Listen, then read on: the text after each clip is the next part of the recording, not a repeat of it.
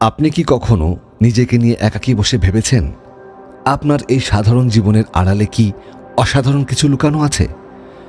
আমরা সারা জীবন অন্যদের সাফল্য থেকে হাততালি দিই, অন্যদের গল্প শুনে অনুপ্রাণিত হই, কিন্তু একবারও কি নিজের ভেতরের সেই মানুষটার সাথে কথা বলেছি যে বছরের পর বছর আপনার ভেতরে বন্দী হয়ে আছে?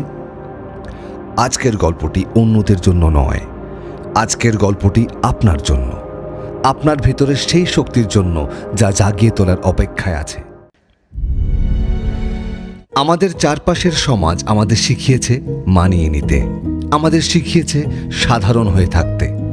আমরা ডানা মেলার আগেই আমাদের বলে দেয়া হয়েছে আকাশে ওড়া সবার কাজ নয়। আর এভাবেই ধীরে ধীরে আমরা নিজেদের বিশ্বাস করতে ভুলে যাই।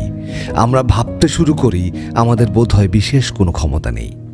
কিন্তু সত্যিটা শুনবেন, প্রতিটি মানুষ এক একটি ইউনিক মাস্টারপিস।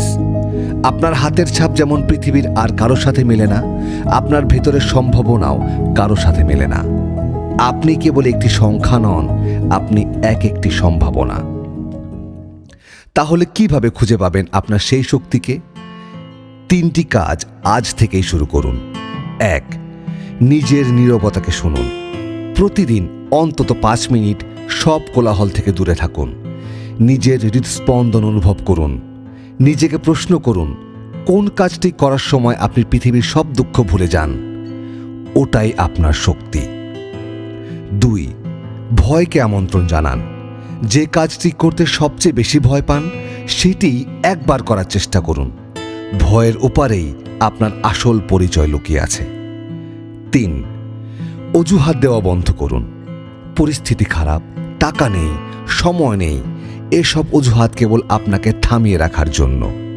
মনে রাখবেন, হীরা তৈরি হয় প্রচণ্ড চাপের মধ্যে। আপনার কঠিন সময়গুলোই আপনাকে হীরা বানাতে এসেছে। আপনার জীবন আপনারই চিত্রপট। এখানে আপনি কি রং তুলবেন সেটা আপনার সিদ্ধান্ত। আজই আয়নার সামনে দাঁড়ান এবং নিজেকে বলুন, আমি শুধু বেঁচে থাকার জন্য আসিনি, আমি বিজয়ী হওয়ার জন্য এসেছি। স্বপ্নসারথী সবসময় আপনার পাশে আছে এই যাত্রায়। নিজেকে বিশ্বাস করুন, স্বপ্ন দেখুন আর লড়াই শুরু করুন, কারণ আবার শুরু হোক পথ চলা।